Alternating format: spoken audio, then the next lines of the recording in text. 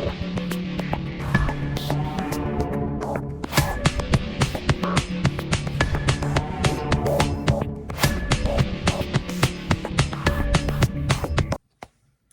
folks, I kind of started doing another action figure review, and today we are having a look at the 2.0 version. I suppose you could call him 2.0. He's at least the second version of the Ultramarines Chapter Master Marneus Calgar. So this is him from Joytoy, so it's not a McFarlane based figure. I would love to see if McFarlane would pull off one of these, because he's quite a big figure, so that would mean he'd have to be quite big compared to, he'd even be bigger than their Terminator figure, which is ridiculously hard to try and find, at least to buy reasonable prices. But that being said, this is their second attempt at Marneus Calgar. Is it Marneus, whichever way you want to pronounce him. And this is him based off a Space Marine 2 video game adaptation. So he's bigger, chunkier, beefier, and a whole bunch of other ers you want to put in. And he is one of the few figures that has the LED light up system for the eyes, for the lenses and the helmets.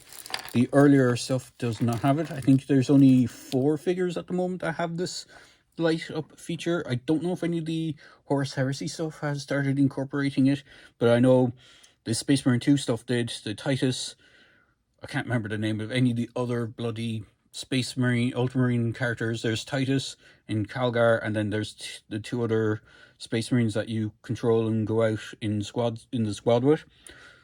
I probably should have checked those names out, but the Joytoy releases for them have the LED light.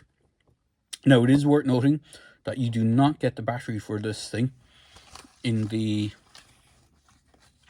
packaging. You have to buy it separately, and the one that you have to get is one of these. It is a CR927. I got this from not eBay, Amazon. That was the only place I could find one. I couldn't find one locally, so I had to source it from Amazon. Luckily, it came in like 1 or 2 days.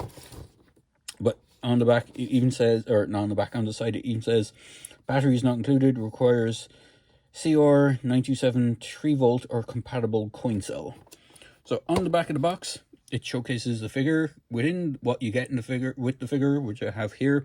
Now, it is worth noting he is packaged with his normal bare head version in the packaging. I have swapped out already for his helmeted head. It's not that I prefer it, it's just I had it on him, and it's kind of a bit of a pain to swap it out, so I don't really want to do it. And because I want to showcase the LED system, how it lights up, I think I left the helmeted head on him. So here he is in all his glory. So we'll do a size comparison, or not size comparison, we'll do a measuring of him first. So he is bigger than his previous counterpart. Let's move his accessories out of the way. I haven't taken these little plastic base out of the packaging that it comes in. But to the tippy top of his iron halo at the back here, he is around 7 inches. So we'll do size comparisons out of the way first, because it's the quickest and easiest thing to do. Because I have his original Joytoy version here. So you can see he's much, much smaller. In fact, bear with me a moment, I'm just going to zoom in a bit so you get a better look at the 2 of them together. You can see the other one is much smaller. I think I did a review for this guy when I got him first. I can't remember if I did or not, because I got so many Joytoy figures together at one time. I can't remember if I did. He is around 6 to his halo. This guy is around 7, so there's a whole inch difference in height. From the head point of view, he's nearly, I'd say, an inch in height as well from the heads, where the heads situate in the whole body. They did do it's a different blue, and he is essentially the same figure, but this one has a hell of a lot more detailing, and the proportions are a little bit better, I think, in my opinion. So it is quite nice. So we'll move old Calgar out of the way. He'll probably make an appearance again when I do some other size comparisons. But for now, we'll move him out of the way. And we'll get into his accessories first.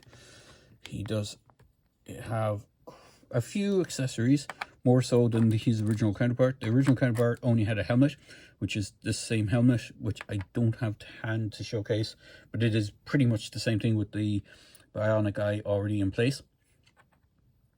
He has a spare set of hands, so he has two of these outstretched hands. These are the default hands he comes with in the box. Then he has these two command presence hands, or pointing hands, or whatever way, you know, pull my finger hands.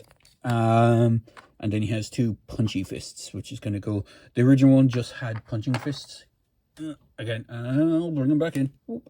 So you could not remove the hands and replace them with different hands. You were stuck with what ones you got on him. Another kind of interesting note as well is he had a shell casing magazine thing kind of coming out from one of his gauntlets. He doesn't have on both gauntlets of Ultimate. He only has on the one. The new one does not have that, so it is interesting. Well, it's not interesting. It looks more natural without them being stuck to him the whole time. And then, as I said, I haven't opened the base. It just is one of those clear round bases that you get with most of the figures. And there is his unhelmeted head sculpt. In fact, I'm just going to reposition my light a small bit, see if I can get a better look at it. Let's see if we can focus up on it. Right, 2 seconds there. Sorry if this is a little bit messy. That should be a bit more focused. You can see the head is a heck of a lot more detailed. It is pretty much the same, but the hair is a lot more detailed. This had a lot more black going through it. He's a more shouty face on his original version. The eye is a little bit, the bionic eye is a little bit more cleaner, smaller, neater. So it's not too much different. Well, it is. This one kind of looks more cartoony, whereas this one looks a bit more realistic. So I suppose you have that kind of balance, difference in the balance. And then for his helmeted head, we'll get into all the articulation and all that good stuff in a second. So he has that light up eye feature. So you have to kind of tap the head and it turns it on and off. I think the earlier versions you ran a magnet over it, so it does two kind of lights. You have the full light, you have a smaller light, and then you have off. So the way this is done, if I can do it without, right. So I believe it's the same helmet that both Titus and all the other guys have. The only difference is the skull cap piece with the laurel and the bionic eye, which is pre-sculpted in. The bionic eye has a little clear plastic piece so that light goes through. But if you look at the helmet, it is kind of a standard marine helmet with the two eyes. It's not like they did a specific eyepiece for this guy's head. So it is interesting to note that it is a standard, I believe it's the standard helmet head. It just has that extra detailing piece that goes over when you close off the helmet. We're adding in the batteries. So he does have articulation in his little backpack here. These don't move, his magazines and the guns. He does have good cabling. He has double jointed elbows. He has arms that can go up. Now you have to be wary that if you push these up too much, you might overstretch these cables on the back and the magazine. So I wouldn't be going 360 on these. He can kind of outstretch the arm a bit. These shoulder pauldrons do move out slightly so you can get them side to side. He can rotate his arm up here at the bicep, so you can get a kind of a more command presence look. You can rotate the hand a small bit. You can rotate the gauntlet, which it's a very tight rotation, but you can do it so you can get him in a more commanding presence, I suppose is the best way to do it. He does have the head articulation. It's on a ball joint because of when you pop out the heads. I'm not sure if we can do this on screen. It's going to be pop out his head, put on his more natural head, just pops into place. So you have his more iconic look. that he has in the video game. You have double waist articulation, so you have one here at the diaphragm joint and then at the waist itself.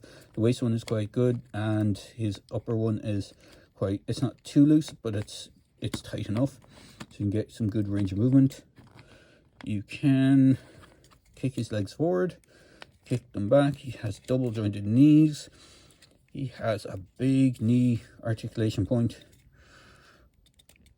and then he has his big ass boots for stomping things, stomping Tyranids and chaos into the ground. And he has that front toe articulation, and then he has peg holes for the thing, and they're on rocker joints. So he is quite an articulated dude. They did change up his hip articulation a small bit on the old one. If I bring him back in, you can see these, what would be hip guards, or whatever you want to call them, are actually attached to his belt section, whereas now they're attached to the leg, which means they don't get in the way as much, which is quite nice. He still has the kind of what would you call these, that kind of rope stuff going around him. His cape, I have seen people customize this to be a more material, like a soft goods cape. It is rubber, just like the other one. It doesn't have the inner lining like the original. If I bring back in, I should just keep this guy in here, but the original hand has the red in the back, but in the inner lining it's white with the Ultramarine logo on it, and has like a blue, small black or blue trim going along the edges of it. This one is just pure red. So his cape is a little bit not as detailed, but everything else about him is just amazingly well done. Even the eagle heads on the back of his reactor backpack piece is a little bit more, they're well more defined and sculpted. Not knocking the original was perfect for what it was, but you can see these are a little bit more chunky. The detailing isn't as much. You don't have as many feathers sculpted into the sides. They just went to town. Even the logo Ultramarine symbol on the back here is painted on, where it's a sculpted on piece. The shoulder pads don't have the embossed kind of detailing. Again, it's like a complete upgrade. They went back from the ground up and redid them, which is kind of nice. Again, nothing wrong with this one. I'm not saying he's terrible or anything by any standard. He was perfect for what he was. It's just this guy's such a bigger upgrade. He just looks so much nicer in hand. And I think this guy reused a few parts, whereas this guy is pretty much predominantly all new parts. There probably might be a few crossover parts with the legs, and maybe the arm or the body pieces might be reused with a different kind of was it ring guard, neck ring guard. But other than that, he is pretty much a beast of a figure. So for kind of more human comparison figures, do I have one of the Imperial Guard guys handy? I do not. I do have one of the, I believe he's the one of the 2.0. Yeah, I have a 2.0 Dark Angel here. So you can see he does scale pretty high compared to one of them. Bring in old Dr. Lomas. Technically the Imperial Guard guys are a little taller, because they kind of went with the kind of heroic scale, I suppose you can call it. I'm just trying to see if I have one of them to hand to showcase the difference in height, but it doesn't appear so. I don't want to go rummaging. So bring in Toka from Joytoy. You can see how big, like Toka himself is a big figure compared to like a human-sized character. So you can see how tall and how massive this guy is. He is supposed to be 1/18 scale, which is, you know, basic G.I. Joe, Star Wars, old kind of Star Wars scale. So you have that scaling. In fact, I do have one of the earlier Joytoy Terminators here. He's covered under stuff, so you'll probably hear a whole bunch of things going crashing to the ground in a second. So we'll get him out without knocking everything. I have the old Terminator Sergeant. Oh, yep, as I said, stuff will go crashing to the ground. In fact, I'll throw him in over here so he can hold up this thing if it falls again. Move you out of the way. Move that over there so I can hold that up. I'll just move you behind these. So you can see how even the Terminator, who should be nearly the same height if not taller than Calgar. Is a little bit dwarfed, but this again is the first version ones.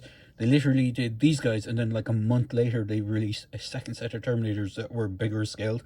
So it was kind of a bit of a moment for collectors, but overall it's not too bad. So Calgar is fantastic. I did manage to get this guy from Dublin City Comics. Now I did trade in stuff. Well, I traded in one thing against them, which was pretty nice of them to take in and take as a direct swap, basically. What I traded in was the Salamander's Bandai Intercessor. Even though I have some of the McFarlane stuff, which are tall, the same height, I just didn't care too much about the Salamanders one, because most of my stuff is all Ultramarine. So it was kind of like, they did do an Ultramarine version of that figure, but I never got it. But I got the Salamanders one just to see what it was like, and I kind of preferred the McFarlane stuff. McFarlane stuff feels a little bit more robust, whereas the Bandai thing is more model kitty feeling, if that makes sense. It feels more like a plastic injection mold kit than a chunky figure like these do. So overall, this guy's pretty cool. So what I'll do is I'll wrap up here, and hopefully you enjoyed my look at Calgar 2.0. As I said, if you can get this guy, he's still widely available, I think, at the moment from most places. Excuse me. He is not too expensive. I was expecting him to be over the 100 mark, but he was actually a bit lower than that, which isn't too bad. Because a lot of the bigger figures like Mortarion, which was just announced, and what's the guy that looks like a Bloodthirster, but it's not a Bloodthirster, it's one of the other Primarchs. I cannot remember his name off the top of my head, but those guys look amazing, and I want one. Even the Gilman figure, Robot Gilman, or Robot Gilman as people like to call him. I'm kind of curious to see how he stacks up to this guy. He should be maybe the A high, which you can't see in my hand, but he should be like maybe that height compared to Calgar. But overall, he's pretty cool. So there you go, guys, and just wrap this up here. As always, I hope you enjoyed watching this video. Please hit the like button, subscribe to my channel. All those help build my channel and help get the channel noticed, so I do appreciate it. The more you hit likes, the more you hit the subscribes, and the more you share, it does help build my channel. And I know my channel kind of deviates from different figure lines. It's not one direct figure line, but there hopefully might be something in there that some other people might enjoy watching. So cheers, thanks for watching, and thanks for watching to the end. And as always, I hope you enjoy your day wherever you are watching this in the world. Cheers, guys, thanks for watching.